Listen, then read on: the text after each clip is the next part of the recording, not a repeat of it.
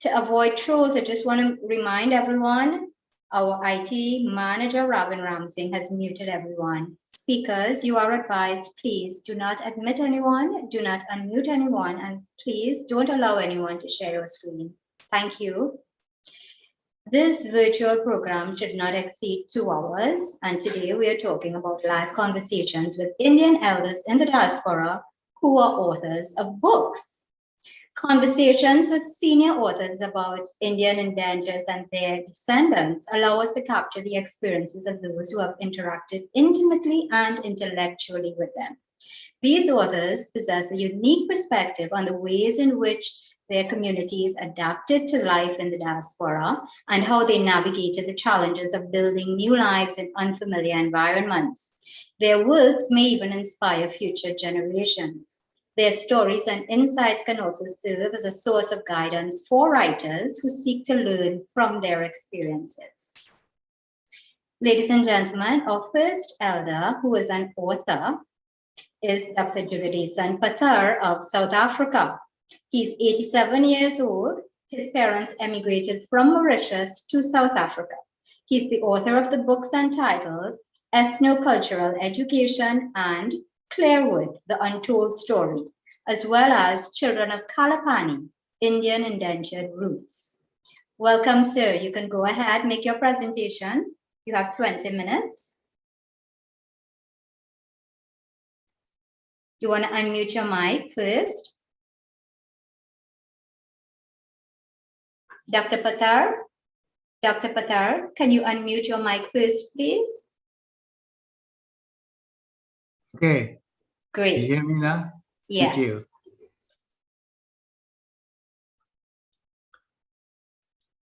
Namaskar, Vanakkam, greetings to all of you, wherever you are, throughout the time zones of the world. I'm sitting in Durban, a city port which is very hot and humid. And I will be talking about two of my many publications. The first one is Clairwood, the Untold Story. And why Clairwood? I'll explain that in a short way. I was born in Clairwood, was bred in Clairwood, and I was an observer as well as a participant in the book and in the history of Clairwood. The reason for choosing Clairwood is simple.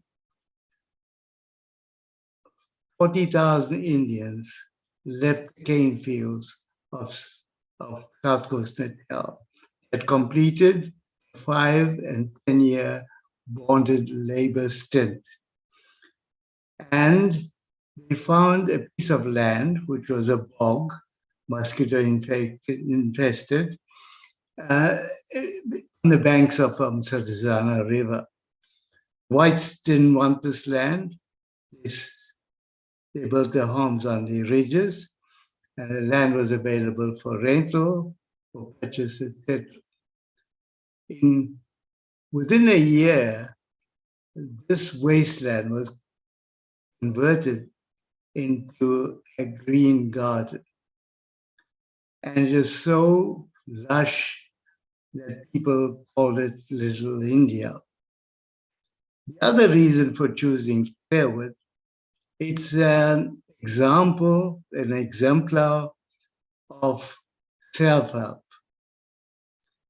These indentured laborers who were indentured saved the tickies and pennies and built a suburb with their own skills, etc. Today in South Africa, everyone wants a handout. It's a typical example. The poorer class feel that they are entitled for whatever the South African government can give them. Why I said it's an exemplar, because every Indian who lived in Clairwood lived seamlessly. There was no religious schisms. There was no crime, and everyone built 9 schools 10 temples, hundreds of shrines in the backyards, and 2 soccer fields, 2 cemeteries, and a host of shops to satisfy their needs. The local authority refused to give them a penny. They refused to give them transport. So 19 buses were bought by the ex-indentured laborers. They ran these buses on their own steam at virtual cost.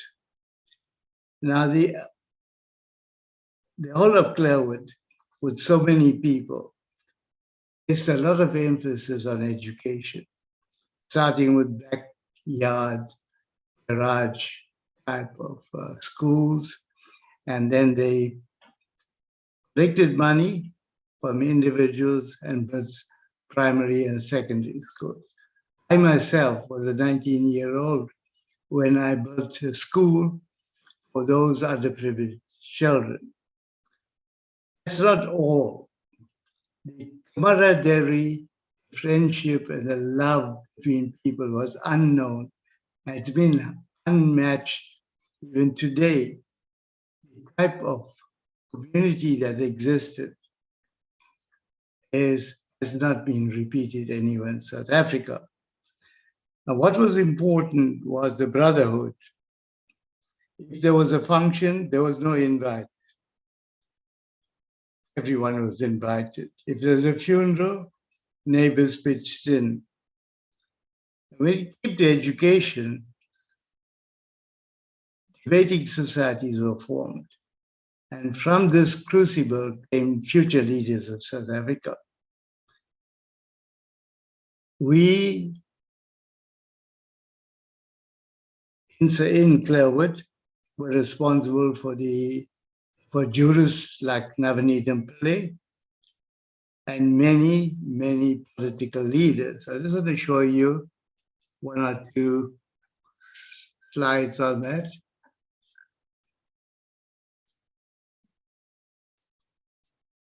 Sorry, just bear with me.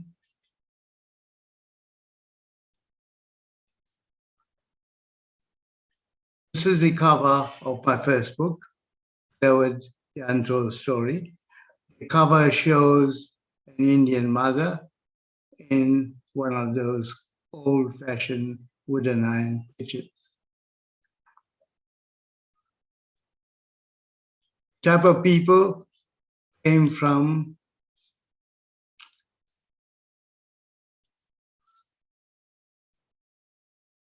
sorry about that.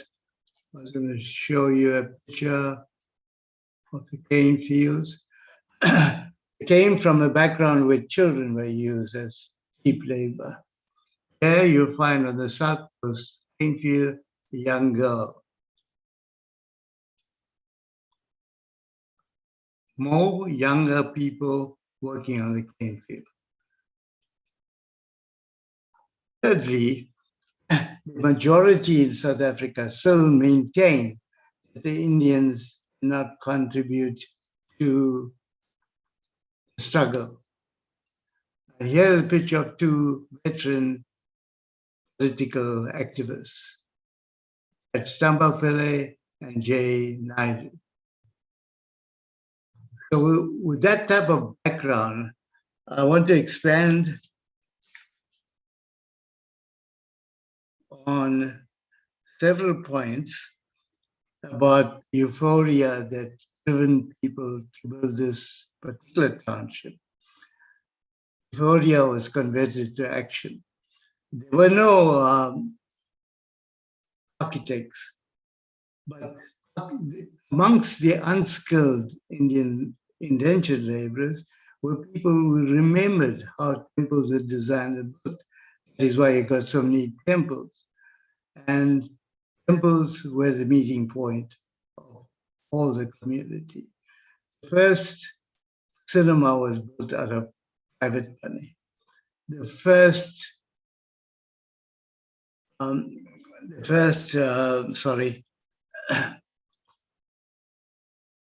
cinema was built out of public money. So were every other community halls, etc., all came out of keys and pennies that were saved. And we remember Clairwood, and the reason why we remember Clairwood is it is now a dying suburb. Only about 5,000 people left out of the 40,000 people. The Group Areas Act removed people from Clairwood into dormitory areas called Chatsworth, Merebank, and Phoenix. And I felt that we should capture the history of Clairwood before it dies completely. The story, Clairwood, the untold story, is a labor of love with no profits. And whilst I'm on the book, I would like to mention that during the apartheid era, there were very few writers. It's only after South Africa gained independence that we got a flurry of writers. You have people like Wyatt and Desai, who wrote seminal works called Inside Indentured. And following about that, there were many, many authors writing about the Indentured. So from Little India, I want to move on to my second book called Kala Pani. Children of Kala Pani, Indentured Laborers. Oh, sorry, the Indentured, sorry about that.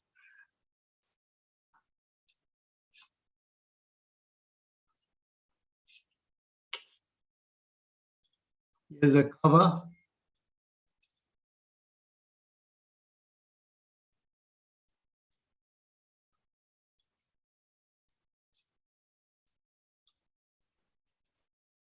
I'm having a technical hitch here.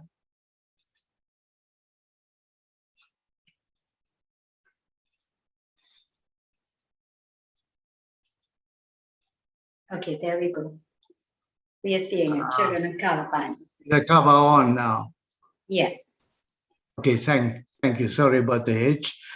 Children of Kalapani is a very comprehensive book covering 1.3 million Indians who left the shores of India between 1834 and 1920.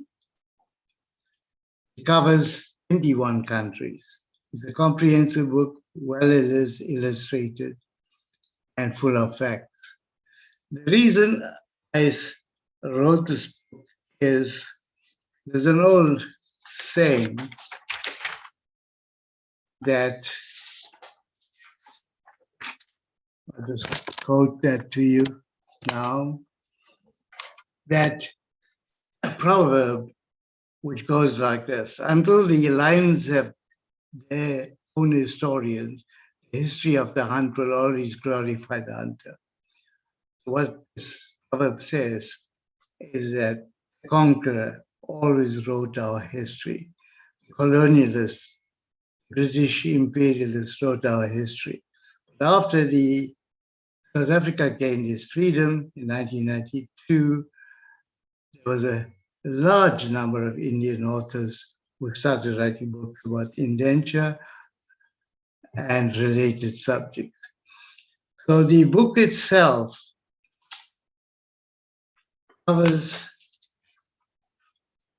1.3 million Indians who were sent to 21 countries, as I said earlier. The largest number went to Mauritius, 453. British Guyana, 229,000. And the Caribbean area itself received 551,000 indentured laborers. That's quite a bit.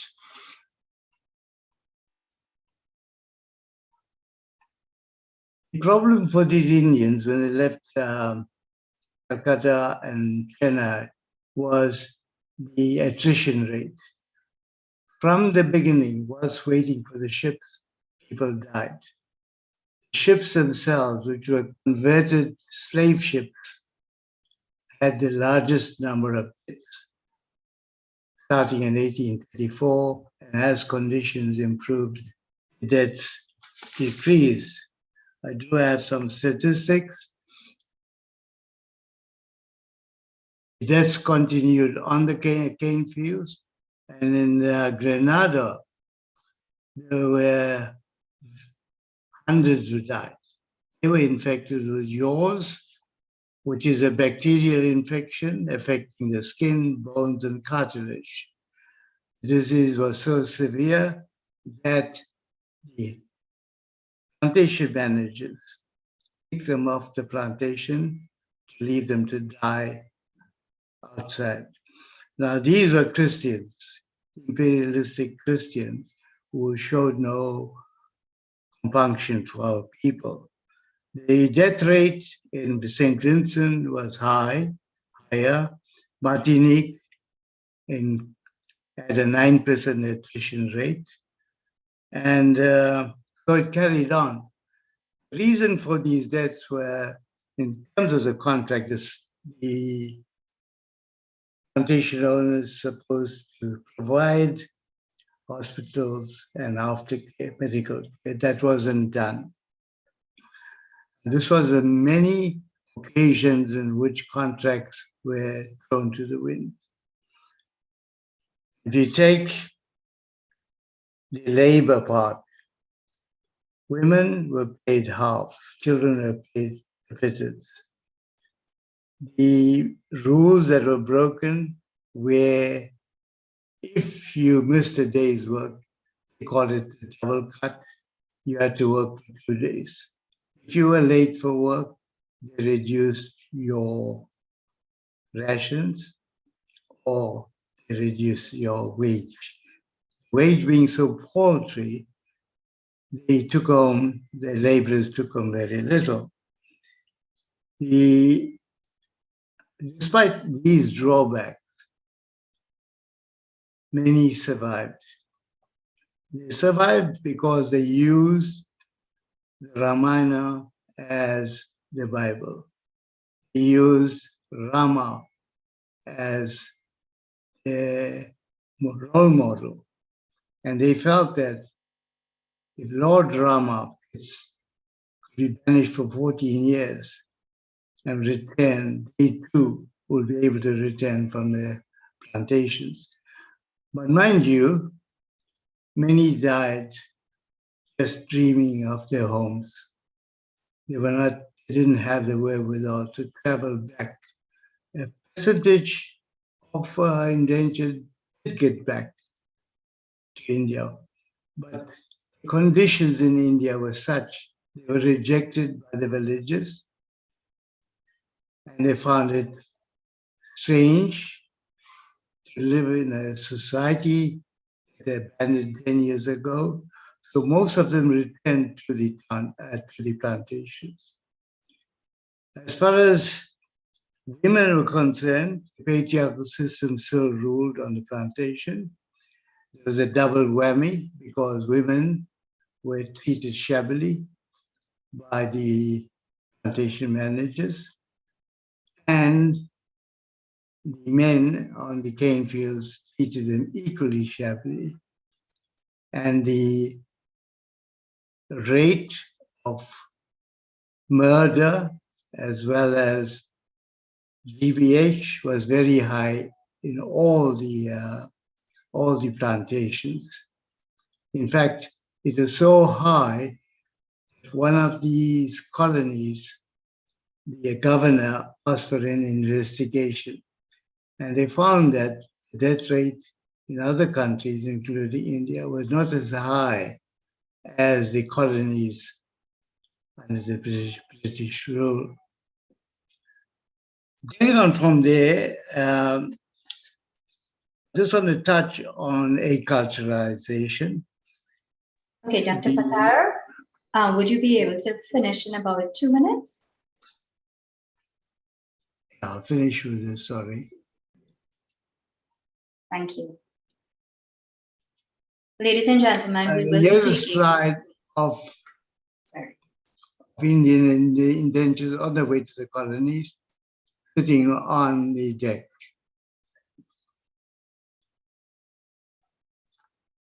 We go on to a slide in which I want to address each of these.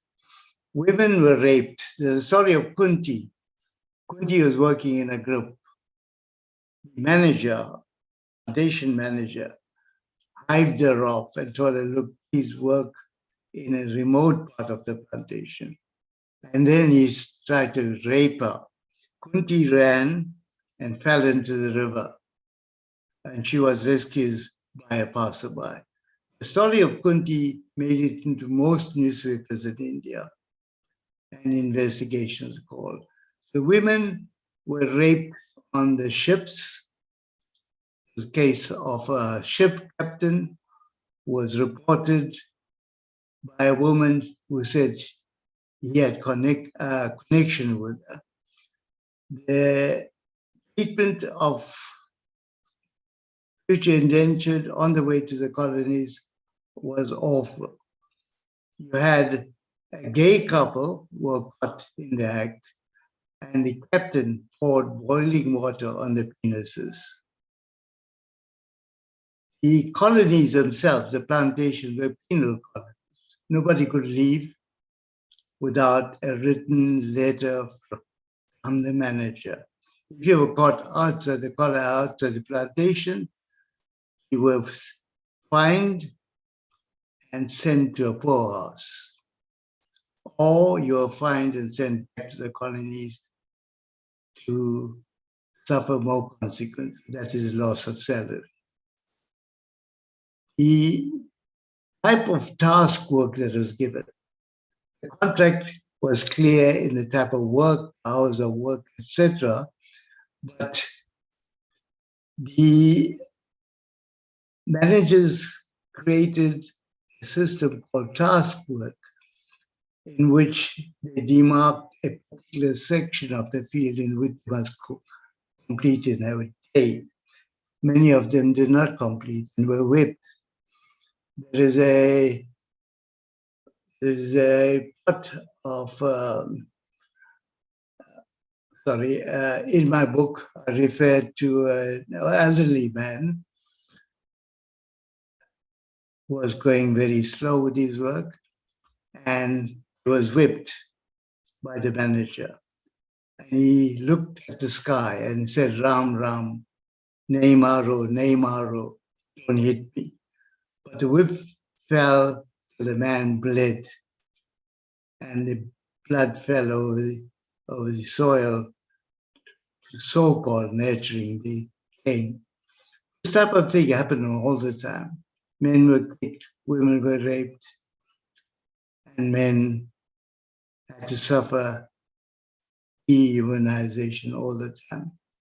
Wage cuts, which are not in the contract, was a common occurrence. Floggings were a common occurrence.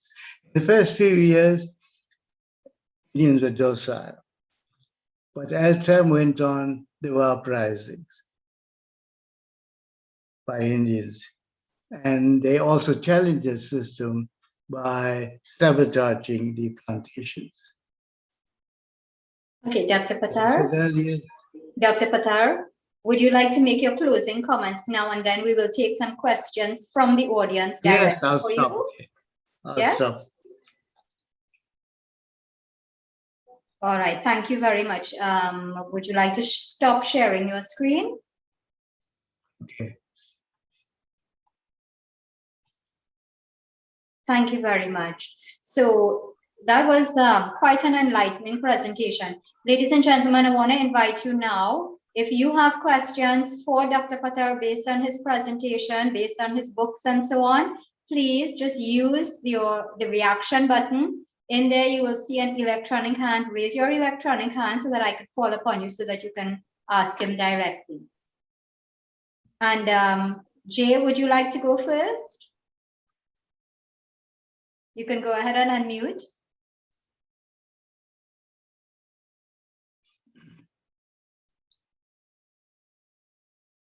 You're still muted. Jay, you're still muted. The host. Oh, now. he was, yeah, we can hear you now. Hi, Juggy. This is Jay Nye, Billy Nye's brother. A wonderful piece on Clairwood. But history is history, and now we've got people like you who are writing the truth. And we didn't have that before. And slavery followed with the Indian person in play. So I think I might have to get to your book because it's current compared to what other histories are written by the colonists and the imperialists. And, as I use the word, the white people, when they wrote history from their angle. So it's good. It's a great book, and I'm sure if I get hold of it, and how do I get hold of it? We could send you a copy, online copy. Libraries have a copy. Okay. The 1860 Heritage Center in Durban, Derby Street has a copy. Oh, he has a copy. So Selvin, I'll have to talk to Selvin. Selvin will have a copy, but if you want a free copy, I would mail it to you. Okay, if you don't mind. As an e-book. Yeah, that's fine. That I'll leave the address on the chat line, because I'm presenting in June from my perspective as a second generation indentured, because my father came from Madras, from Kerala, and my grandfather, maternal grandfather, came from Mauritius. And we settled in Sydenham, and some of them settled in Clairwood. You must have heard of Kotanar Ramsamy Pillai. Yes. That's my grandfather. He's a temple builder. Yes, I mean, wrote a piece on him in my book. Yeah, well, you can send that to me too, because I've got a lot of stuff about grandfather and the temples. He built 8 temples, and the Ambila Road temple was his. Yes, he built quite a few of the early temples. Yeah, and the one in Mount Edgecombe, and there's in Dundee, Port Elizabeth, and in Chatsworth, because the buildings that he built on the back dome, you'll find KRP, his initials that he cut into the stone, so that it shows that he's the one who built it. And he was the Murthy person. This is what my mother and my uncles all told me. And then with Tamba is my, what do you call? He was with my brother. He represented my brother in the treason trial. And Navaneethan, I know her, and a lot of people from Clairwood. Because I'm a Sydenham boy, but had family and friends in Clairwood. Excellent. This is one of the reasons why we do this program. Now it's going to help me to push. I know. This is exactly why we do this program. I'm so pleased. So let's take a question now. Thank you very much, Jay. I'll leave it to you all. And if you want to, we can always send you Dr. Patar's email address and his telephone number. I can send it to you after the program, and then you'll be able to connect with him and catch up. Okay. Thank you. Thanks for that opportunity. And you know, it brings back a lot of memories, lots of memories. I can tell. Now, if I read that book, then I'll have the picture, and you'll find me writing in a book in 3 months' time. Yeah, I'm sure. Dr. Mahabir has a question. Yes, thank you, Dr. Patar. Very good and informative presentation. I saw in one of your slides that you have the figure of 3,000 indentured immigrants going to Belize, but that is in contention because from our research, these Indians who went to Belize, and it could be about 3,000, they were ex-indented immigrants who left from Jamaica to go to Belize. Can you throw any light on that contention? I missed that point about Jamaica. No, Belize. Belize. Belize, yes. Yes. I have covered Belize in my second book. A very small number of Indians went there, Belize, so much so that the culture has virtually disappeared. But they would have come from Jamaica, wouldn't they?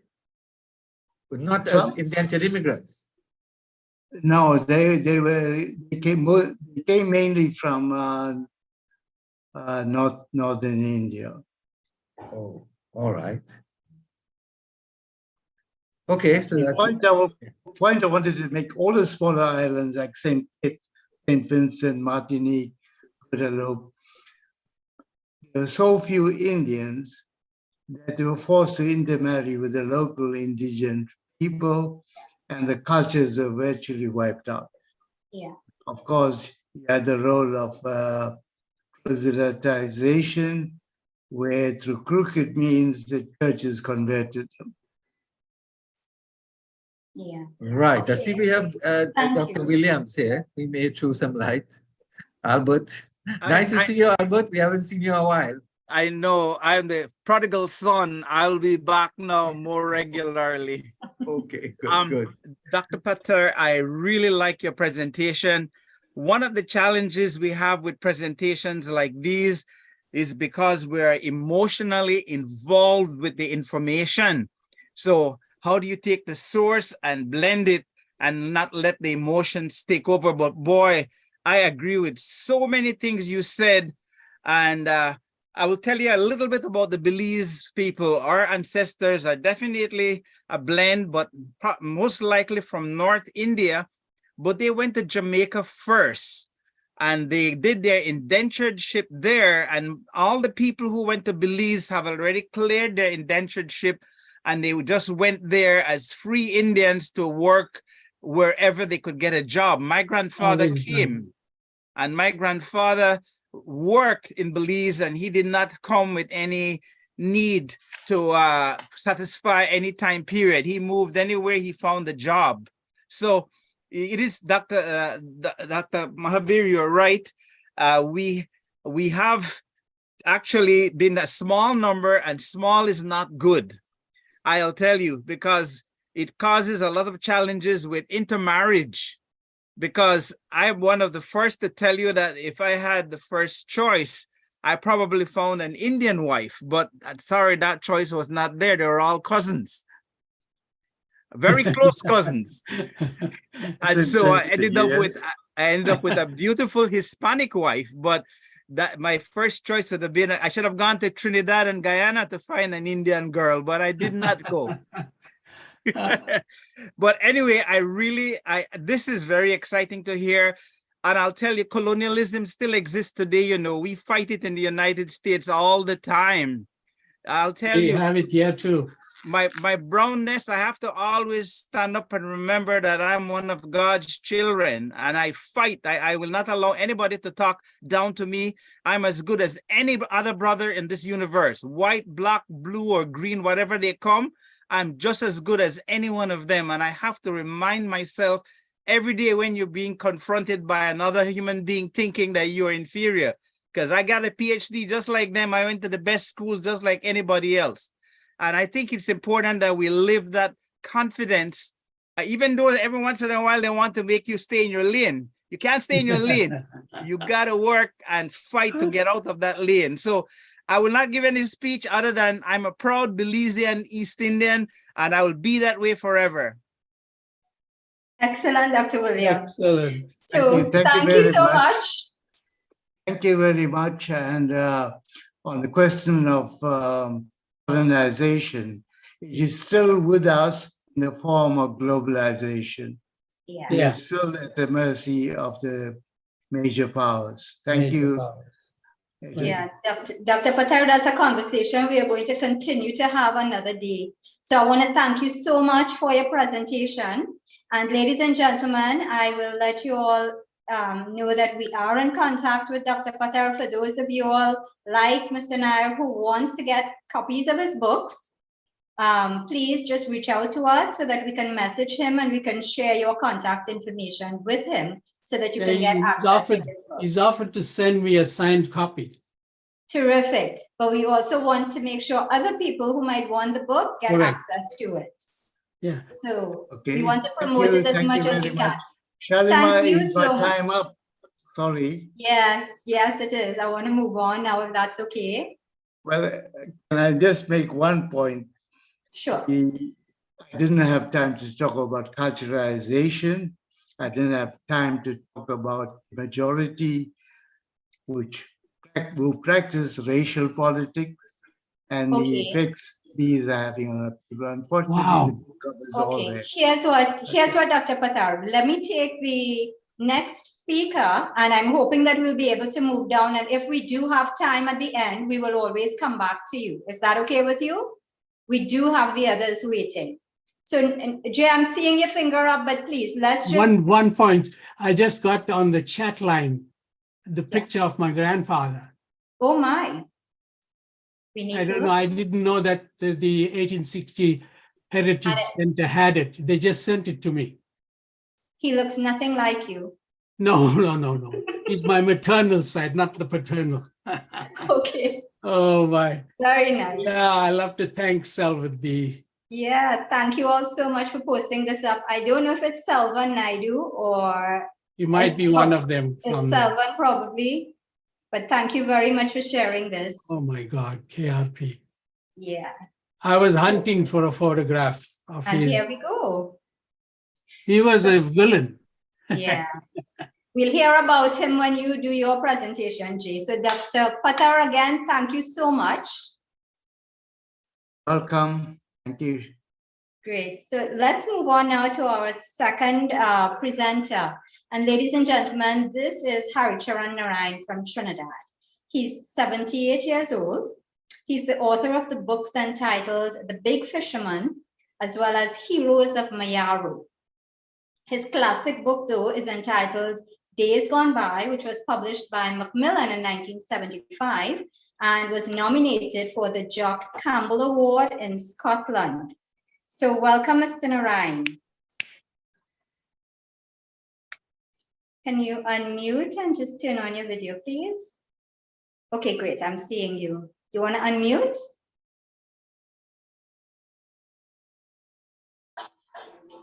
Right. Okay, are you hearing me? I'm hearing you now. Welcome. Yeah, thank you. Thank you for having me on the program. We appreciate you being here.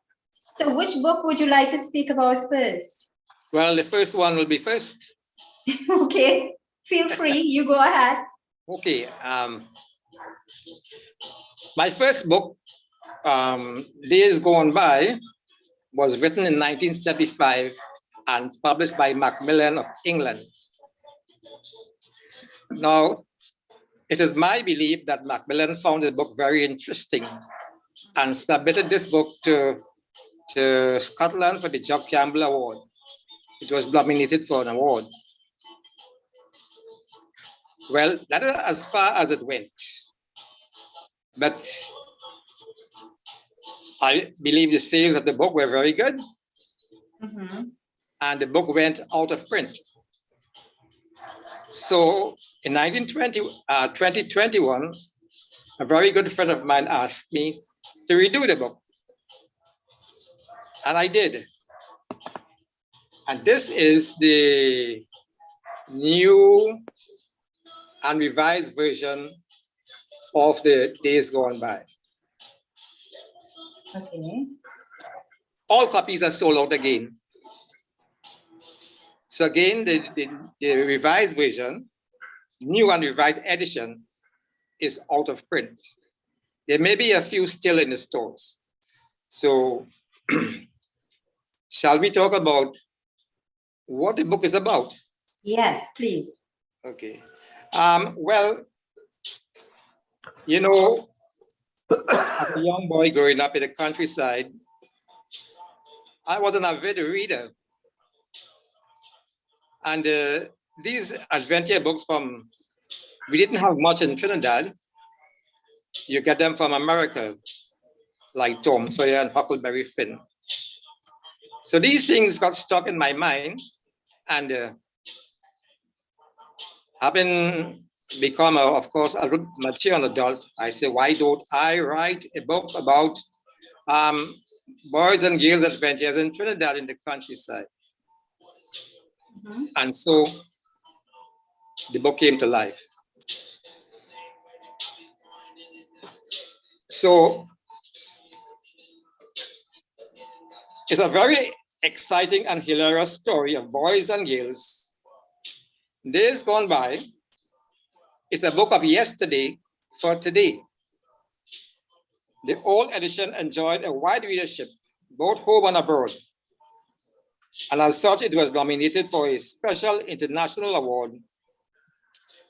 This special edition is much more thrilling, exciting, and entertaining. Days Gone By is a book for the young and those who are young at heart. This adventurous fictional story is based in Rio Claro, Trinidad and Tobago, in the Caribbean, where the author spent his youthful years. He now resides in Mayaro. He's a retired teacher and enjoys the beauty of nature beyond religion, mysticism, and writing, of course.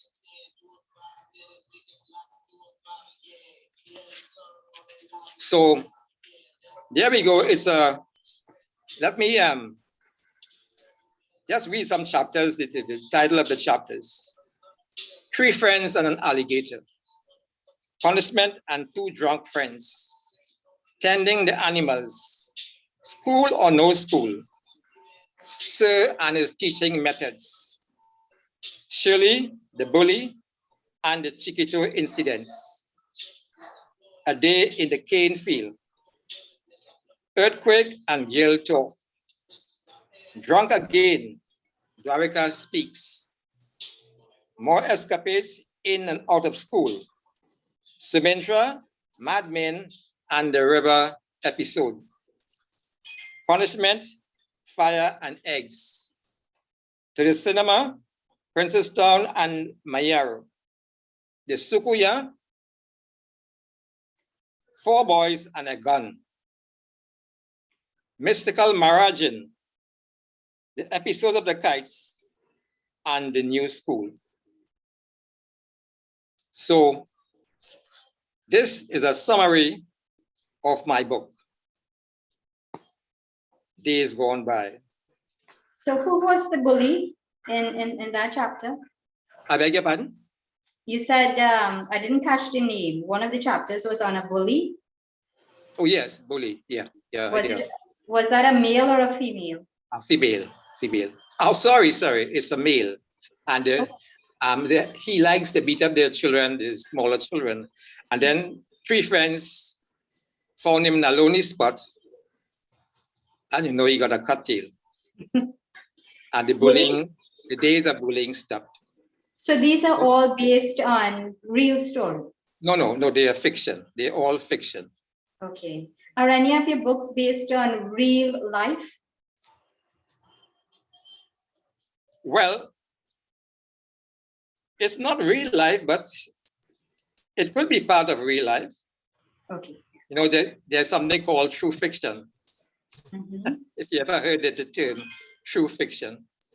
So I suppose that was your inspiration for doing the book?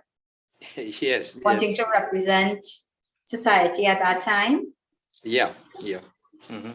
Tell us a little bit about that. About? Tell us a little bit about that. What was society? So technically summarize all of the chapters if you don't mind. Well, the book was written about the 1950s. There in the countryside, you didn't have running water, no pipes. There was only standpipes, no electricity, so you had no TV in those days. So then what do you do? In those days, you would go to the river and swim. As boys, you go and swim in the river, you catch fish, you shoot birds, and make cook. Then you go and you go to the cane field and you assist your parents in the cane field cutting cane. And of course, you will suck some of the canes. And life was like that. It was a hard life, but you enjoyed it. You didn't know you were living a hard life. You didn't know that. But it was enjoyable. And you have many brothers and sisters, or you have friends in school. It was an enjoyable time, but in those days in school, you know what happened in school? Lots of punishment. Lots of? In those days, when the queen was a queen, the teacher administered lots of punishment. I see. It was a form of discipline during the colonial days. It was the common form of discipline. The teachers would discipline the children, of course, with the whips and leather belts. And of course, you had to take it. You couldn't go home and say that you got licks in school. Okay? Because you'll get more? You might get more. And the teacher, the father or mother might say, well, you look for it. But the teacher would not beat you if he didn't look for it. But the slightest thing you did in school wrong, you would get punishment. But I didn't get punishment. I was a model student. I didn't receive any punishment. So shall we move on to, so actually it's 2 books, right? This is a copy of the first published by McMillan. This one. This is the one that was submitted for the Jock Campbell Award in Scotland. Right. This one is my publication. My publication.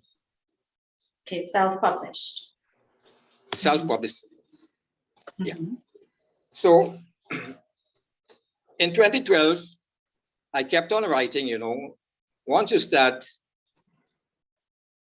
it might be a bit difficult to finish. So I wrote this one, The Heroes of Mayaro, in 2012. Well, you're from Trinidad, so you know Mayaro. Yes. And of course, there are many people who are unsung heroes, local ones, and they are to be found everywhere. So I took it upon myself to highlight some of these ladies and gentlemen who were not recognized for their hard work and volunteerism. So that's what the book is about. So can you tell us who are some of the people that you covered in that book? Oh, of course.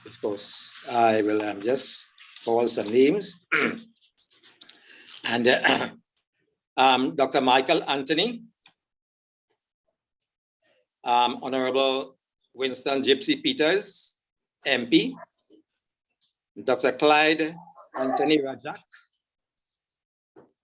Kamali Archer Bernard, Patricia Lizama, Rushton Parry.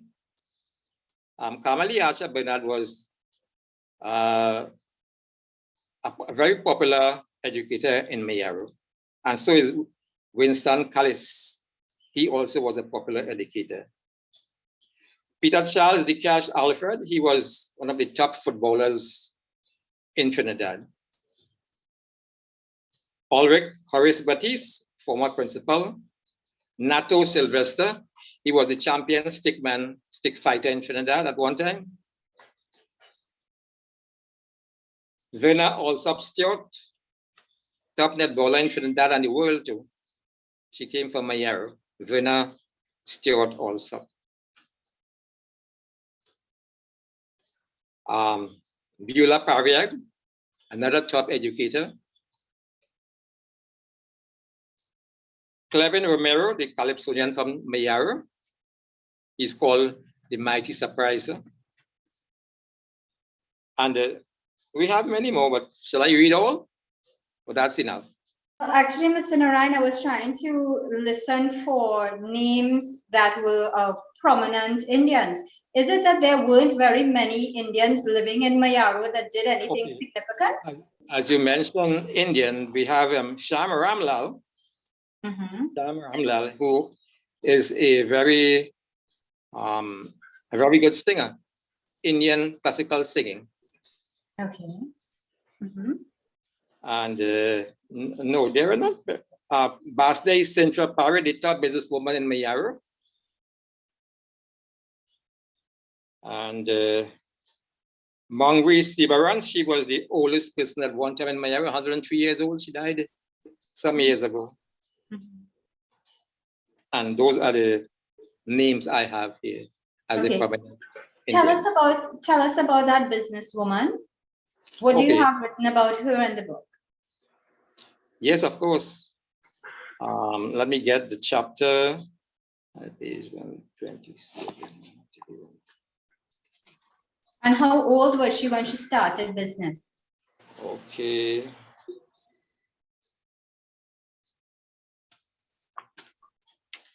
You know, we don't often hear about women running their own businesses, and especially Indian women. Helen Bhagwan Singh is the one that's most recognized in Trinidad, but not too often hear about the other women in business. Yeah, quite right. She okay. She was born on January 21st, 1950, of parents Kasi and Budia Prasad. Little Basde grew up as any ordinary country girl would and played hopscotch and rounders. And she went on to say, my mother had 21 children and I was one of twins.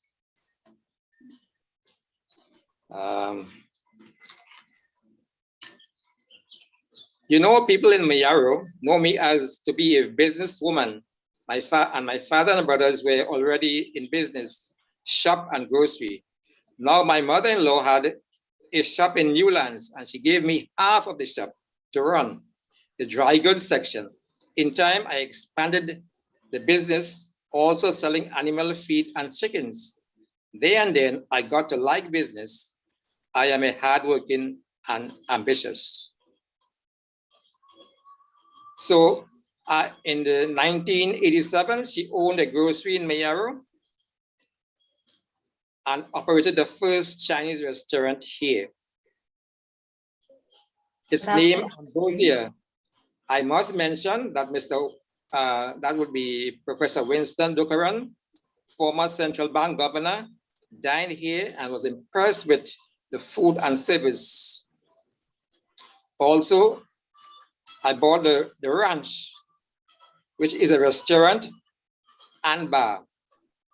Expanding my scope in business, I established 2 video clubs, one in Mayaro and the other in Guayguayari. For 15 years, I have been a ship chandler with BPTT, supplying vegetables and other foodstuffs for the boats of Gulf Marine and 4 boats operated by Hornbeck Marine. For all these years, I have tried my best to use my initiative to be useful to my community by providing services that the people may need. I discussed it with my son Rushton, and he came up with a plan. Why not a cable TV? So after discussion of the pros and cons, we applied for a license for a cable and TV, and it was granted by the then government.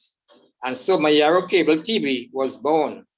Now we provide over 100 channels for the viewing of about 1,500 satisfied customers. That's quite impressive. She's well diversified. Yes, she is a very astute businesswoman. And that's Rushton Parry's mother, I assume? That's Rushton Parry and his mother.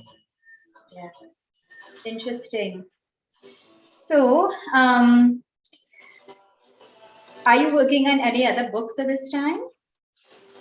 Well, actually, Shall we talk about the big fisherman before we go there?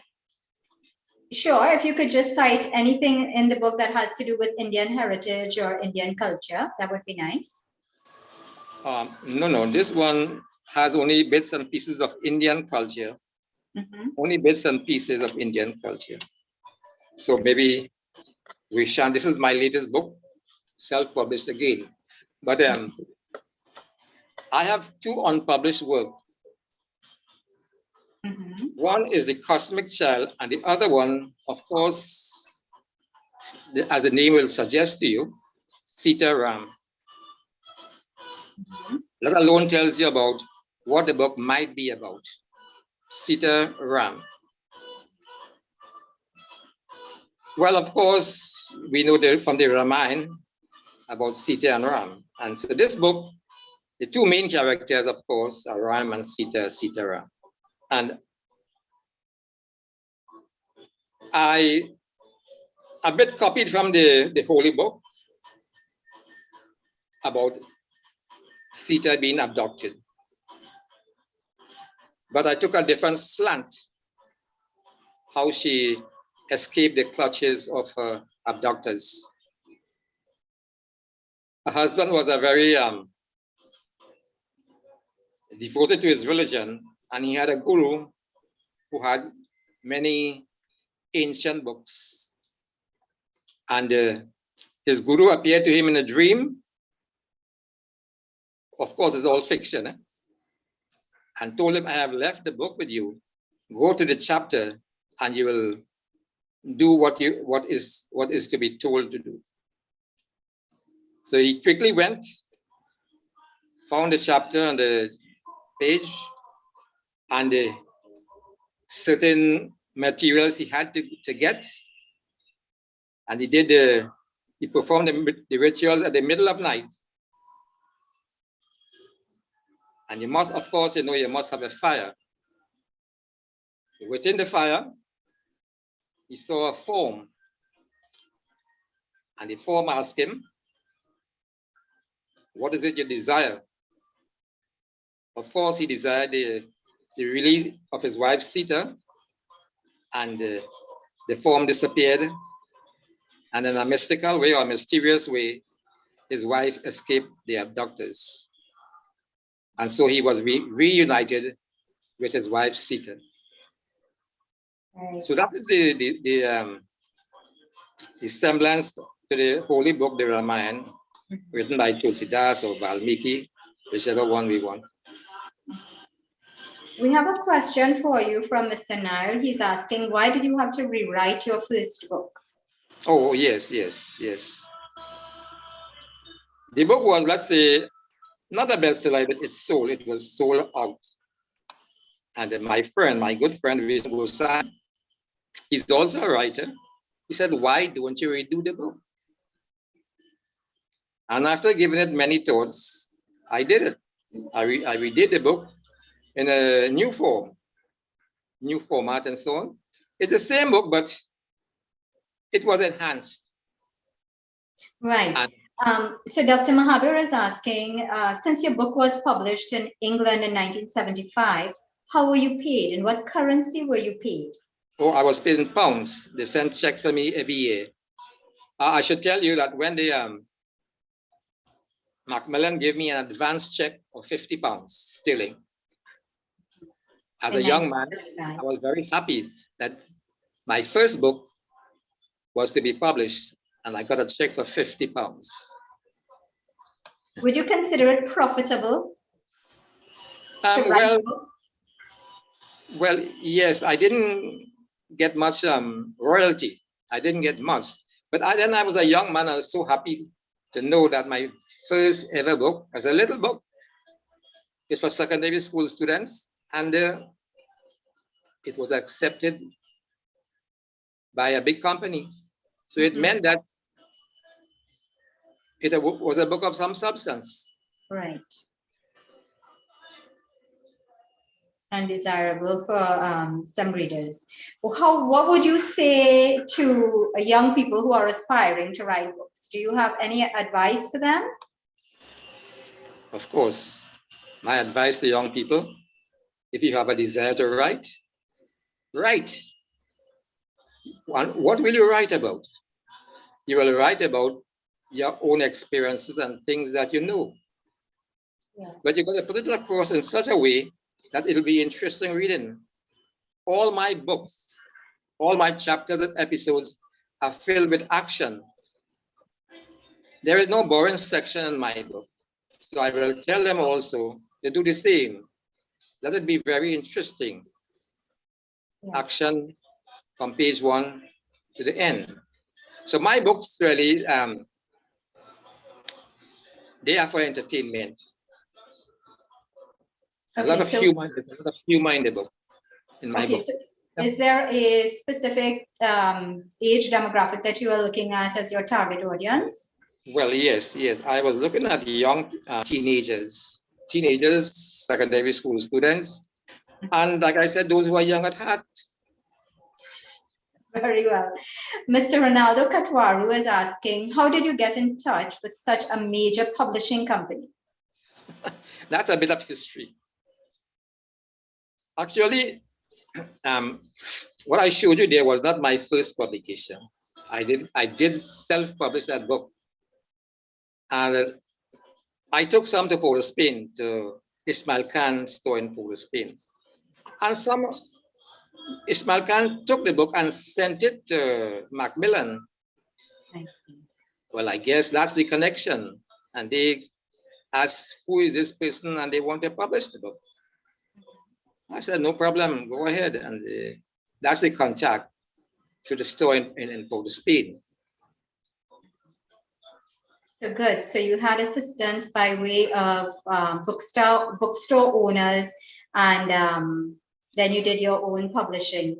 Yeah, I did. The new edition, the new form, the new revised edition. Well, we want to thank you very much for sharing with us the background and so on, and about your 2 upcoming books. And I want to wish you the very best with those publications. Thank you so much. I'm very privileged to be on this program. Yeah, we thank you. We're privileged to hear from you. Thank you. Thank you. So, ladies and gentlemen, if you want copies of Mr. HARRICHARAN NARINE's books, please, again, send us some messages and we will connect you with them. Thank you, Mr. NARINE. At this time, we want to move on to our 3rd speaker. And this is none other than Dr. Jared Tika Singh. He currently lives in the US, but was born in Trinidad, and get this, exactly 83 years ago today. So we are very fortunate to have you, Dr. Tika Singh, and we want to celebrate a very special occasion with you. So if Ravin can now share our very special greeting, can everybody just focus on the screen, please? Ravin?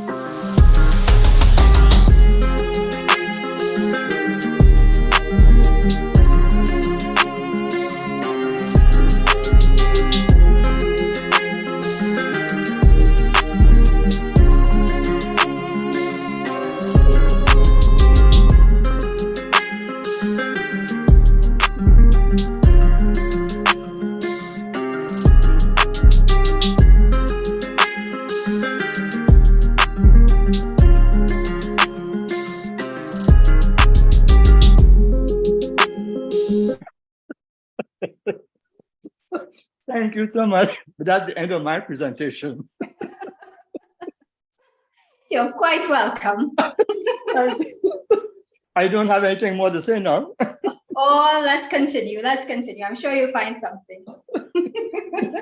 So that was a little bit of sand art by the artist Badal Barai of India. And we all know how much sand India has. So isn't it a wonderful thing that they've found a way to use this thing artistically? And it's so lovely. So happy birthday to you. Thank you. Thank you. Let me tell everyone a little about what we'll be talking about today. Okay. So Dr. Tikason's, his book is entitled Trinidad During the 19th Century, The Indian Experience. It was published in 2012 and it's based on his 1976 PhD dissertation, the first major study on the topic, which is based on primary sources. And I don't know if you all can see at all, but I'm holding up a copy of the book. I don't know if you can see it. No, maybe not. Okay, but in any event, let me share with you my screen and then Dr. Tika Singh will be able to begin his presentation. Dr. Tika Singh, welcome. You can go ahead and speak meanwhile. Okay, thank you so much, Shalima. Thank you, Dr. Kumar, and hello to everybody. Okay, after those two previous speakers, I'm not sure I could follow in the blazing trail that they set. So please forgive me if I don't measure up. The book was based on a thesis, although the book has been greatly expanded in terms of coverage and time, it's been greatly expanded. But when it came to writing on the subject, it was a very easy thing for me to do. Because first of all, you begin with indentureship, and indentureship was the essential and the first part of the story of Indians in Trinidad. It is the beginning of the story of Indians in Trinidad, okay? And I want to emphasize too that we want to keep in mind that this is based on Trinidad. It is not based on Mauritius. It is not based on British Guyana or Guyana. It is not based on Fiji Island. It is based on the material, the primary sources on Trinidad. So that's one thing you have to keep in mind. So I said, so if you want to write about Indians, you have to begin with Indian leadership.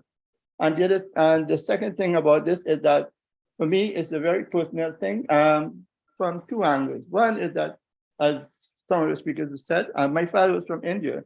My grandfather, I mean, all our parents were from India to begin with. All our great grandparents or ancestors were from India.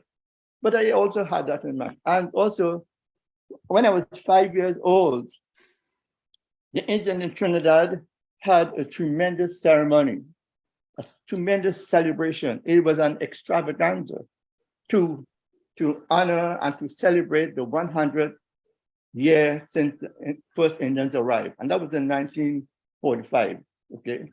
I remember, and everybody from everywhere went. The shops were closed down, government offices were closed for half a day, okay? And of course I was 5 years old, but I didn't know very much. All I remember is that my uncle, my mother's youngest brother, came down to the town and with his wife and took myself and my mother to Skinner Park, where the extravaganza was being held, where the centenary celebration was being held. And I remember walking along the tree line. I couldn't walk very far, and my uncle put me on the shoulder, and we walked to Skinner Park. And when we reached there, you can only see heads. You can't see anybody at all. Everybody was there. My older brother, one of my older brothers, Elisha, he was a Boy Scout at the time, and he said he had a Red Cross badge. So I guess that allowed him to volunteer with the Red Cross. But everybody went there, and I remember that my uncle, for a while, he disappeared, and then he came back, and he came back with two brown bags of sweets, candies, and all sorts of things like that, and with two soda drinks, sweet drinks, we call them. And when you think about that, that had to be a really extensive arrangement and coordination and organization to go about that. And the thing about that is you get a positive feeling from that. I didn't know very much. I said I was 5 years old, but I sensed enough to know that that was an unusual event. It was a great unusual event. And why is that? Because people understood that the Indian story in Trinidad was a success story. It is the story of people who came through indentureship, and despite the hardship of indentureship, they worked through indentureship and they were able to purchase land and set themselves up and go and set as independent farmers and moved on, okay? And so they branched off into other fields. Plus, what is critical and what is important and what is we don't understand about this Indian heritage is that we Indians helped to settle the island of Trinidad. We have to understand that too. I said this is a success story. The thing about the part of a motivation too was the fact that the interpretation of Indians in Trinidad has changed over the years. I mean, it used to be a very positive thing, and now people have looked at it as some sort of a slavery. They use words like it's a new form of slavery, following Hugh Tinker's book. They call it a disguised slavery. I've even seen words like sanitized slavery. What? And I thought, what a ridiculous thing to say, because that it's not based on the evidentiary data. And to understand the evidentiary data, you have to go back to the primary sources, okay? And so I hope in writing this book, my hope was that it would get a new generation of people of scholars, of budding historians to take a look at this story again, okay? And question people and ask them when they say something, look for the evidence that they have. What evidence do they have? Are they quoting other people? Are they giving one person's opinion, or is it based on factual information? So and that's where we went to researching this book. And I said, one thing we have to understand in Trinidad is that the primary sources, they are not in the government archives. They are not there. The primary sources are out in the various government fields, governmental offices throughout the country, the ward officers, the courthouses, local governments. That's where the sources, that's where the primary sources, and that's where you have to go to get this primary information. I said the government offices, court, the warden offices throughout. That's where our archives is. Our archives have not been collected and whatever the archives has, they have like ships passengers list and registers of Indian marriages, list of marriages, or register of the remittances to India, the general register of immigrants. Those are the documents that I used, and when I was an archive inspector in Trinidad, I put those documents in the archives there. I was the one who organized that and cataloged it and put it. And we had a question earlier on with regard to, I think it was the question of the Indians in Belize. Were they from Jamaica or were they from India? And here it is. I mean, if you really want to do this truth, instead of trying to do guesswork, what do? We go to Belize, and there should be documents there. That way we can go and can count those documents. We can count the number of people who went to India. And excuse me, the register of the general registers of immigrants, for example, they are numbered consecutively, and those consecutive numbers, beginning with the number 1, go all the way up to whatever the number was.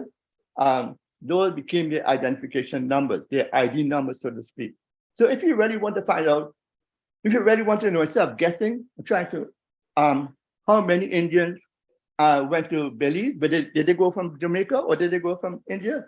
You go to Belize and you look for those registers. That's where you're going to find exactly how many people went to Belize, and you know whether they went from Jamaica or they went from India.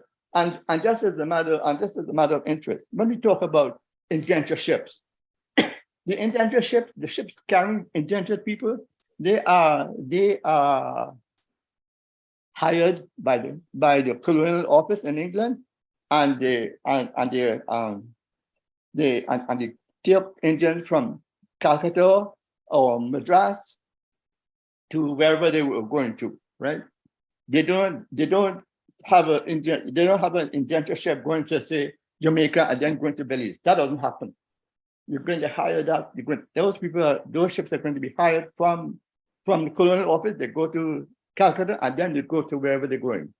So, instead of guessing about Indians and so on, we have to go to the basic researches, the basic sources. Excuse me. So anyhow, so we want to move on. And I use those sources, and because I came from a large family, many of the office holders in the various government offices and so on, they knew my older brothers. They didn't know me. They knew my older brothers. And that's how I got access to a lot of these documents. Lucky for me. So anyhow, and when we come to some of the challenges that we encountered, I said one of the basic fundamental challenge and the fundamental question that you have to ask is that you have to deal with is the idea that indentureship was some form of slavery, disguised slavery, a new form of slavery, sanitized slavery. And you know something, when you repeat something often enough and loud enough, it becomes accepted as the truth. That's the truth. And even though it's not the truth. And so you have to fight against that. Okay. You have to go against the grain, as it were, because now people accept this thing as new, it's some sort of slavery or whatever it is. And so what is indenture? An indenture is simply a contract. And throughout the centuries, people have used, England have used indentures. Brazil has used them. I mean, various countries have used this contract as a way of getting labor. But the nature of the contract varies from time to time. So that, for example, in the 17th century, England used the indenture contract to get British people from England to come out to the West Indies, the Barbados, the Leeward Islands, to the North American colonies in Maryland or Virginia. But that contract, the nature of that contract was entirely in the hands of private people. The government was not involved. Okay, as I said, Brazil had their own contract too to get people after the end of slavery in 1888. They didn't call it an indenture contract; they call it a sharecropper's contract. So it varies, okay, and it varies. Hugh Tinker, for example, came out with this book, spectacular book, A New Form of Slavery, A New Kind of Slavery. I know he mentioned all, but he doesn't say anything about how, say, people from South Africa and South India went to Sri Lanka when hundreds of thousands of people died in that crossing. He doesn't say anything about that, but he talks about the fact that Indians have to be indentured to go to South Africa or Trinidad or any other country. He doesn't talk anything about that. Okay, so so what's the point? Okay, because the government was not involved. The people who went from South India to Sri Lanka, they were totally in private hands, whereas indentured immigration wasn't. The government was very deeply involved in it. Okay, so that there was a lot of protection, and because it came after the end of slavery, there was a fear. The anti-slavery movement was afraid that this would be a new form of slavery. So the anti-slavery put the pressure on the government, the British government, to make sure that this thing does not happen again. Okay. And the way the story goes is that, Indians were just rounded up and put on ships and sent away. That's not true at all. There's a basic process. One, that a recruiter had to be licensed in order to recruit people. And two, that the recruiter had to take their the prospective immigrant, and to a district magistrate in India, where the district magistrate is to examine the intended immigrant to see whether intended immigrant knows something about what he's about to do, what he or she is about to do. So the idea that people then know what they're going to do is not very true. And that process was continually upgraded. So that by 1866, for example, it was decided there was a confusion about who was going to do the license, the recruiter. And it was decided that the district magistrate would be the one to license the recruiter. And secondly, the second thing about that is that when the district magistrate was interviewing the immigrant, the recruiter should be nowhere in the room, because there was a fear that if the recruiter was there, and when the district magistrate was interviewing the immigrant, the immigrant might be intimidated by the presence of the recruiter. So they took the recruiter out of the room. And this process was continually updated, okay? So that quite often, the district magistrate could revoke the license or could refuse the license, or they could even shut down the recruitment in a given area, and it happened frequently. Recruiters' licenses were revoked because the recruiter did something wrong. Okay, could try to abduct someone, or try to force somebody to do something, or do some sort of a fraud, or anything like that. So recruiters find their license being revoked. So that was the recruiting process. And I said that recruiting process was continually upgraded every year. I mean, it was continually monitored every year. And so that was one thing. The second thing that we need to know is that what was the actual experience of indentured immigrants in Trinidad? What was the actual experience? In the beginning, if they were slaves, what was their experience? In the beginning, instead of there being, before the contract was for 5 years, the contract was for 3 years.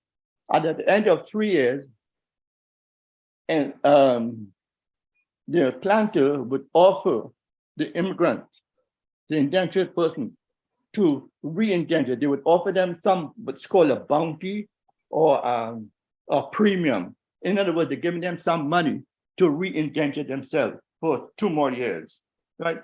So if they were slaves, it doesn't make sense to say that they're slaves when they're agreeing to re-indenture themselves.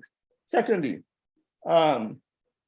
every ship, well, most of the ships, the majority of the ships that came to Trinidad in the 19th century, always had a group of people in that ship who had gone out to the colonies, had been indentured to a colony. They took the return passage back to India, and they were re-indenturing themselves to go back the second time. So slaves don't do that kind of thing. Thirdly,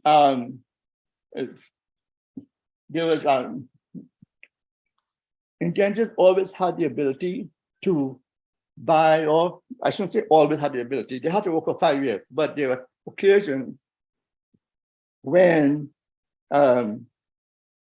a situation might arise that they would be offered the opportunity to buy off the contract.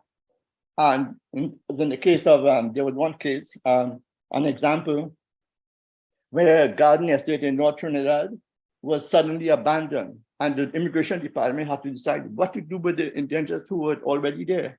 And so they offered those indentured workers the opportunity to purchase the remaining 2 years, not 2 years, but remaining time of the contract. And what did they do? 45%, almost half of them were able to purchase or buy back that part of the contract. Okay, So, and that slaves, they don't do that kind of thing. Every year, another thing, every year, immigrants send back some money to their family. Slave cannot do that kind of thing. Every year, an immigrant would remit money to their family. And I think for like the average, all we have is the total amount of money that was sent and the number of people who send that money. We don't have a breakdown of those numbers to say what would be a better figure. A better number would have been to find the mean, which is the amount of money sent. Half of it would be above a certain amount and half of it would be below. So what we have is an average. We take the total amount of money sent, and you divide it by the number of people who send it. And we come up with something like £3. Every year then, immigrants sent on the average, indentured immigrants sent on the average £3 back to their families in India. Imagine that. And £3 was almost, it's almost the equivalent of the salary of an able-bodied worker in Calcutta. And I specified Calcutta because in Calcutta, the wage rates were higher. If you were to go up country in India, the wage rate of a able-bodied liberal would be less. So Calcutta is very high. And immigrants sent an average of £3 a year, which to their families, which means that's almost 1 year's total wage salary for able-bodied laborer in Calcutta. Not only that, and it's not only they were able to send money to their families, but the fact we have to think about the fact is that they were able to remember why they came to Trinidad. They knew why they came to Trinidad. They came for a better life, yes, but it wasn't all about themselves. It was about also their families, and they remember their family. So there was a dignity about that, of that transmission. There was a dignity and a responsibility about that. That was their dharma, so to speak. They remember their families back. Our fathers, our ancestors remember their family back in India to send that money, to send home some money to their families. Slaves can't do that kind of stuff. They can't do that stuff. I remember my father said when he was, well, this is really afterwards, where we have a letter, a surviving letter, but from him, or about him rather, where his sister-in-law was writing him, thanking him for the money he sent. Okay, but this is way after indentureship was ended, so really can't use that. Okay, as a piece of evidence. But the fact is, we do have people sending money every year, and also when every so often, people indentured, they would have finished their contract and they finished the time residence, and then they would claim their return passage back to India. You know how much these people took back with them? They took back something like £20 with them. And when I say £20, I am not talking about jewelry. That's a separate item. They took back a lot of jewelry with them. You know, Indian women especially, they like jewelry. They have that too. But I'm talking about cash money. They sent these people who are returning, they're claiming their return passage back to India. They were taking something like £20. They weren't leaving empty-handed.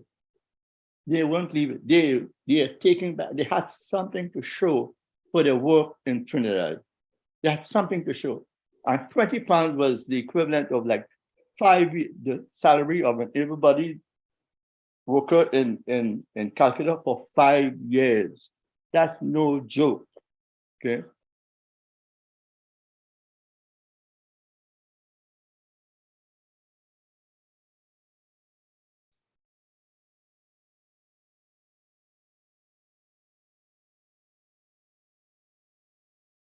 Dr. Tika Singh? Were you hearing me? For a second, no. Oh, because I just got a message saying, I hope I won't talk. Okay, no. Yes, I got a message saying I have to unmute something. I Yeah. didn't. Anyhow, what I said is there was a curious event taking that happened at the end of the century, yeah. And that was in 1897. There was a commission from Barbados. They came and they met the Governor Jerningham, and they consulted and they wanted to find out what could Trinidad do to help the Barbadian workers. And they came to, quote unquote, explore the opportunities for Barbadian workers. Yeah, that's an interesting thing. So the governor met them and so on, and then he referred them to the Agricultural Society in Trinidad. And what happened with that is that, so the Agricultural Society of Trinidad then had a subcommittee, and they met with this Barbados delegation commission. So they had several meetings, but the Barbados delegation commission, they were kind of coy about the thing. They didn't really want to come out and say what exactly they wanted, until at the very end, then they said they wanted to see if they could replace the Indian workers with Barbadian workers. And that was the end of that committee meeting, because then one planter said the idea, the thought that a Barbadian worker could take the place of an Indian worker is to practical men of business and an impossibility, if not an absurdity. So I ask you, if indentureship was such a form of slavery, how is it that the Barbadians are trying to get their people to come in and work on the estate? So it doesn't really jive. There's several other examples. For example, in San Fernando, the Indians in the town of San Fernando made up like 11% of the population in 1871. But they represented, they had so much property. They represented 23% of the burgesses, the people who could vote.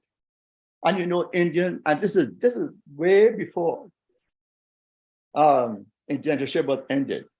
We have people, Indian, being voted into the borough council of San Fernando.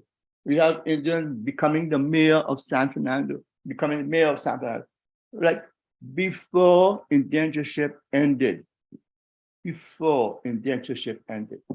So I ask, so is indentureship a form of slavery? That it doesn't really jive with the evidence. Okay? So those are basic ideas. I want to get, and I really want to get. You don't have to take my word. What I want to get is people to think about this when they're writing, to question when people say it's a form of slavery, to ask them for the evidence. What evidence do they have? And when they want to do evidence, and when they want to write about this, you have to go to the primary sources.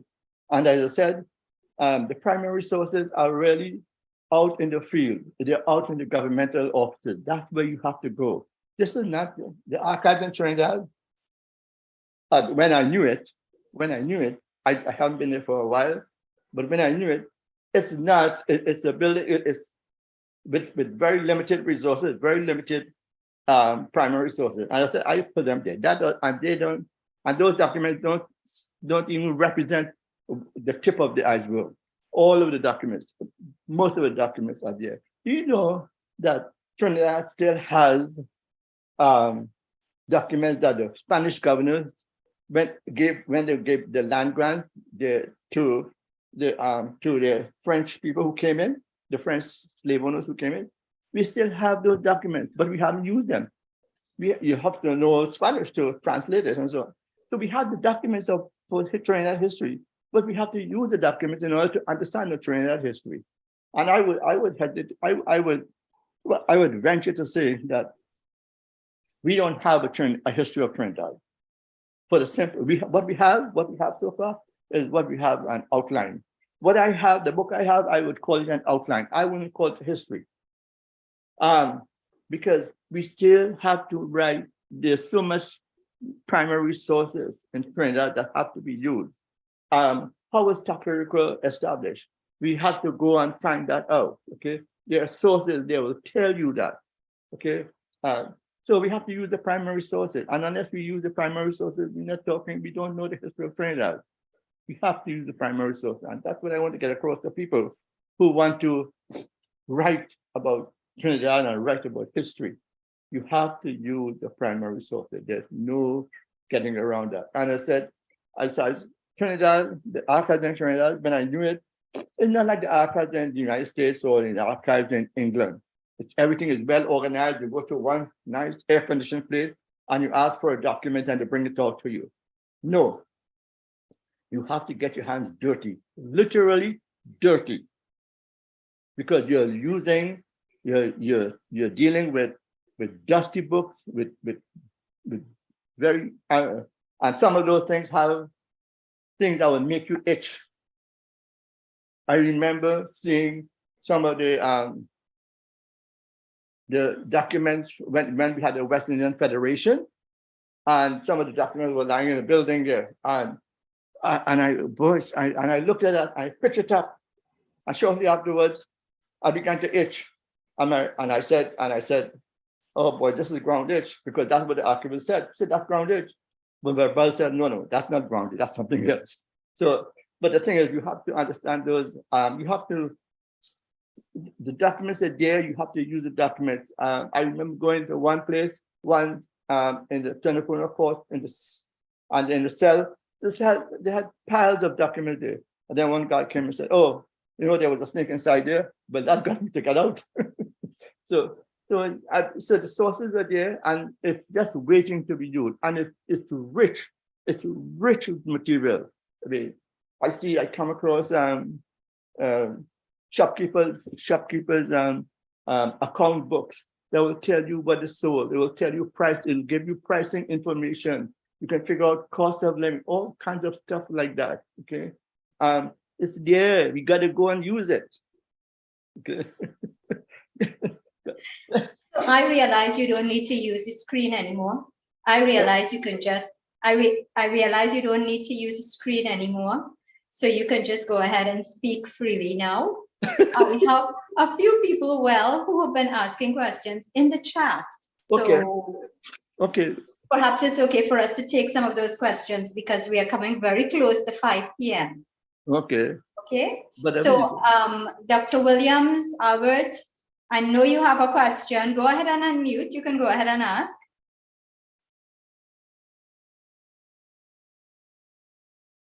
You're still muted.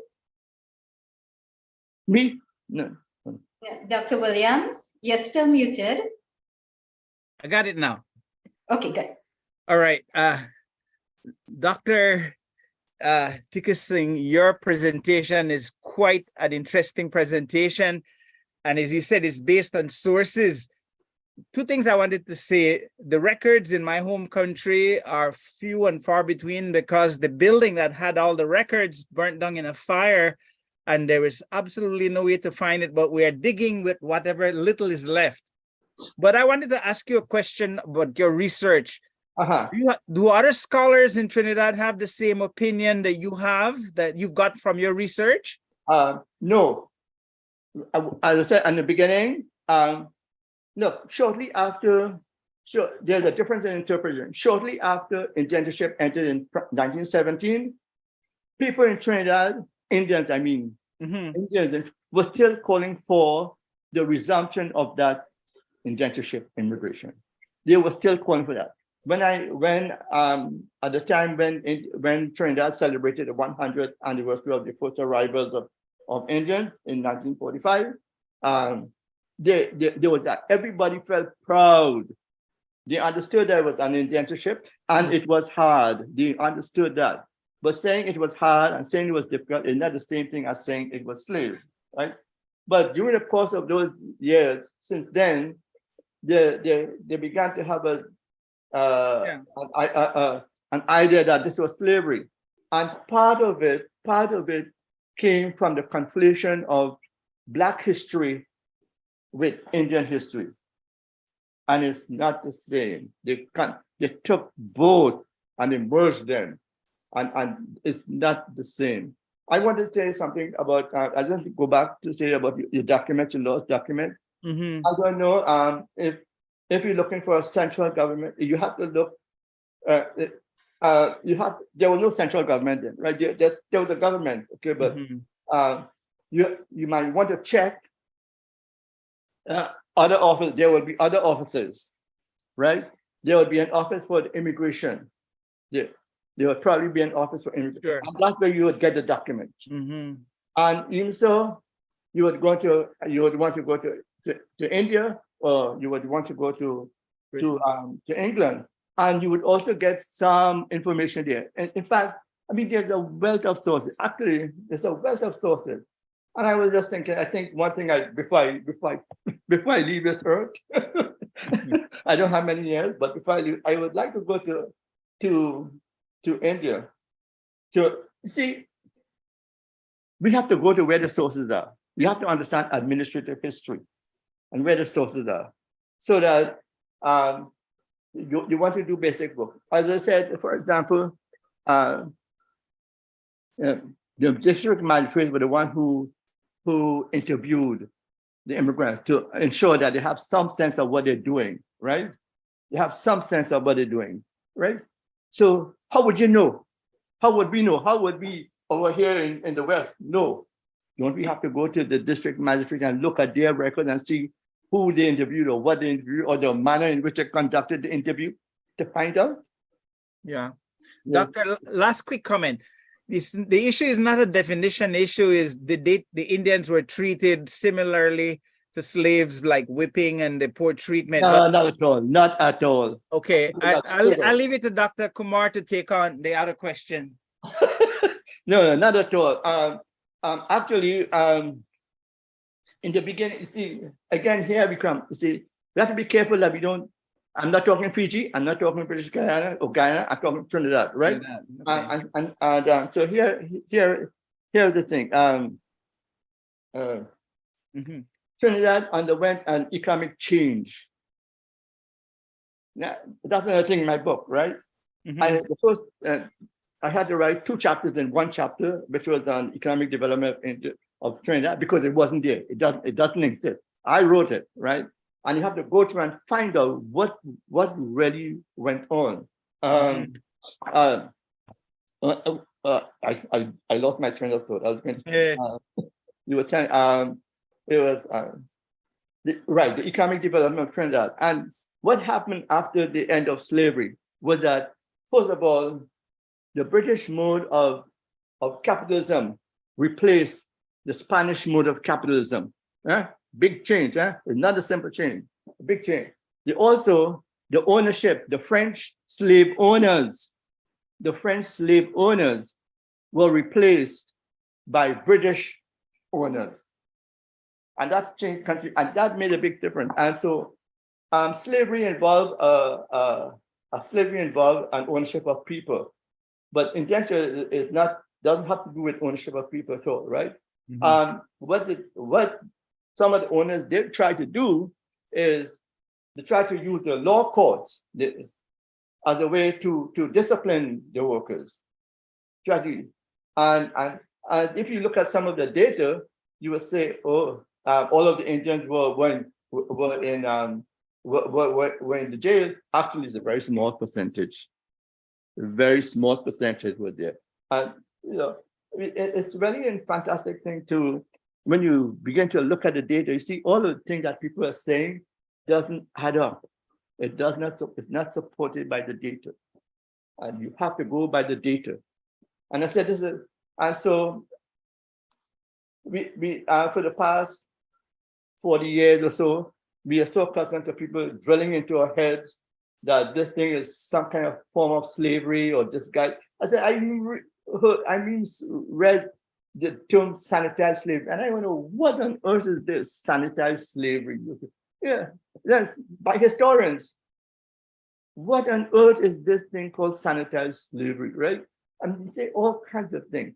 And it just showed you, if you say something often enough and you say it loud enough, people will believe you, people will think that is the truth, and it is not. All right, thank you very much, Dr. Williams. Dr. Tika Singh, we have another question. Okay. Dr. Mahaber and Dr. Sita, just hang on a minute. So there's a question that Ronald Katwaru is asking. He says, why do you think that our history is so disregarded? Is it just another case of cultural erasure by our oppressors, rewriting of the history in their favor, or do you think there are external factors? That was one of my notation, which is to say that we have to write, which is the point that one of the previous presenters made. We have to write our history.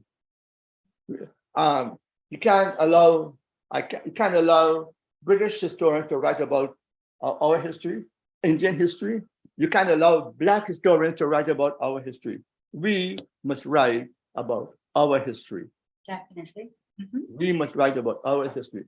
And it's done, and not only that, but in writing our history, we have to always go back to the sources, always go back to the primary sources, always, always, always. Okay, so let's take a question now. Thank you for that. Let's take a question now from Dr. Sita. Dr. Mahaber, just hold, please. Dr. Sita, go ahead, please. Okay, it's actually a comment rather than a question. Okay. Just keep it brief, thanks. Yeah.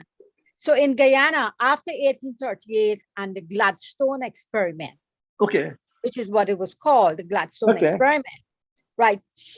Because some of the systems, except for Gladstone's estates, right. On the other estates, there were some systems of punishment, of housing, of long working hours that were relatively the same. They didn't change it that much. So it was criticized in the British Parliament. So this is after 1838. It was only resumed. I know what you're talking about. Yeah, I know. So it was raised in Parliament, and the criticism that the way it was described was as a new system of slavery. Right. That is how they now slavery system used as a criticism, and so it was abolished until it restarted, which was in 1845. Right. Because the case was being made by Gladstone and his colleagues to restart it by fixing some of the problems, such as the punishment. And I don't have the particular coinage of the kind of the terms that they use for punishment, but really they would put the hands in the scaffold and the neck and everything and beat on the back the same way they did with the plates. I am aware. 1838 and the thing about it is, we have to understand dates. We have to understand. In Parliament in the UK, in Britain, was a new system of slavery. I agree with every single thing you've said. Dr. Sita, thank you very much. Thank you very much, Dr. Sita. Let's get Dr. Tika Singh's response. Right. Yeah. I understand what you're talking about. I know what you're talking about. And then the thing about it is, you have to look at the dates. Okay. When was slavery abolished? Remember when it's 1833, and then there was the period of apprenticeship, 1834, 38. And what happened right after that? They began, not everywhere, but they began to get people to replace the slaves, and most of them went to Mauritius, and some of them went to that Gladstone experiment that you talked about in the 1838 and so on. And that is where you had a lot of abuses, and people and the planters at that time thought that, oh, you could do the same, right? And that went on. I said, most of these abuses, not in Trinidad. Trinidad was getting, I said, that's why I said I make a distinction. We're talking about Trinidad, okay? But in Mauritius, people were maltreating them. And in fact, there was one British, a young British wife of a British soldier stationed down in South India, and she saw what was going on with the French people. But not all of India was under Britain at the time. Some were under the French control, and they saw what was going on and said it was like a different, and it was like a new slave trade, so to speak. And what happened was the British shut it down. The British shut it down. All of that stuff, and then slowly but surely, and then they began to look at this whole thing and revive it. And in that revival, That's when Trinidad got theirs, 1845. That's when, and even then it shut down for the next 2 years because that was the result of a depression going on. And we use terms we really don't understand, right? Because we say depression, but actually it could have been a recession, but we don't know the data yet. So, but everybody says it's a recession, so we say recession. But there was a recession and then it shut down again, okay? But that was for a different reason. So so that there was a difference in the early days when Indians went mostly to Mauritius, and a few people went to Guyana under the Gladstone experiment, and then that got shut down, and then they changed it. And the other thing too is I was talking Michelle about Guyana and Trinidad. It seems like there should be a similarity. There should be a similarity in experiences, but we have to be very careful because I myself, I thought that because Guyana had more Indian immigrants than Trinidad, that's where you would have a greater degree of Indian heritage there than Trinidad. And you have to think about what are some of the critical factors in Guyana. Guyana is a huge country, 83,000 square miles, okay? But most of the people live where? On the seacoast. But here's the thing, it stretches out from one end is stretching to Suriname, and the other end is stretching to Venezuela. And so the Indians there were not congregated, they're not densely packed. In Trinidad, it's a small country, and they are more densely situated. Yeah, right?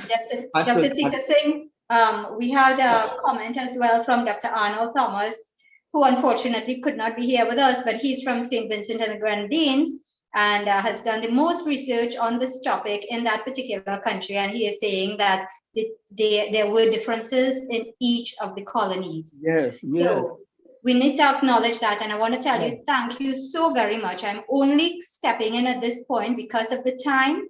Those of you who have questions still, please just bear with us. I just want to bring today's session to a formal close. Would you like to hold? Would you like to hold? Would you like to hold it? I would want it to be on record. So okay, if you allow me, please. So Dr. Tika Singh, you are our esteemed guest today, and happy birthday to you. And I want to respectfully say that I disagree with your perspective. Allow me 2 minutes. That's okay. Number one, there are scores of papers, research papers, and books based on archival records, the same primary research that you're talking about, that posit the view that indentureship was another form of slavery, not equivalent. I'm not saying it was slavery. As Hugh Tinker said in his monumental book, his book is entitled A New System of Slavery. And there's scores of, let me finish, please. And he's a white man, and he's not an Indian. He's from Trinidad, right? And they have studied, they've gone to the archives, spent years like yourself, and they have come up with a different perspective that indentureship was another form of slavery, modified. In fact, there are research papers by scholars and academics, the title of which is Neither Slave Nor Free. Neither slave nor free. It is, I am now seeing the phrase unfree labor. So even Eric Williams said that, the colonial officers used the jail as a whip. So I see all your statistics and so on, how much money they save and how much land and so on they buy. But we got to deconstruct those figures. We got to read between the lines that I have colonial reports saying these Indians were starving themselves to death in order to save and buy jewelry because they wanted to go home. No, what you are saying, you are generalizing. Yes, in any circumstances, there are some Indians who will prosper. Look at the immigrants, all immigrants generally, when they go to America without a cent, only the clothes in their back, and they become millionaires after. And look at our contemporary situation with the PNM government that discriminates against Indians from time immemorial, from 1956. Look at the PNC government under Burnham, yet Indians were able to prosper and become billionaires and succeed. So don't hold it against me, Professor Tika Singh, but I respectfully disagree with your point of view. Thank you. Okay, that's fine. That's all right. All I say is that's my political point of view. The thing about it is, all I say is you need to go to the documents in the country, not the general documents that you have. What you have is very. It did. You think I did, and these are historians who are writing and saying that it's similar. It's not the same as slavery, I understand. but it's similar to slavery. All Thank right. you. Having said that, and thank you, Dr. Mahaber. Ronaldo, I acknowledge you. Please just hold on 2 minutes. I want to bring today's session to a close, and I want to do so by saying to all of our speakers today, Dr. Jagli Pathar, Mr. HARRICHARAN NARINE, and Dr. Tika Singh, I want to say thank you so very much for your sacrifice, for your effort in being here. I know it's very late in South Africa and still you are here with us. We so appreciate you all and all the information that you shared. This has been an extremely enlightening session. As always, we thank everyone who has also connected us with you. So I want to say a special thank you to Dr. Rita Abraham for connecting us with Dr. Pathar. I want to say thank you very much to Michael and Elisha Tika Singh, Dr. Elisha Tika Singh, for putting us through to Dr. Jared Tika Singh, and for Mr. Narine, Dr. Mahaber was able to find you, and we are so happy about that. So ladies and gentlemen, let me remind you all, this meeting has been recorded live and it will be uploaded later on YouTube, hopefully after editing. We're a little late with editing these days, but Robin will get it eventually. And so you will have it available to you. We will live streaming on the YouTube channel of the Indo-Caribbean Cultural Center. And hello to everyone on YouTube. Thank you for being with us. Ladies and gentlemen, thanks to all of you for being here with us today. And now I will pass you over to Shakira.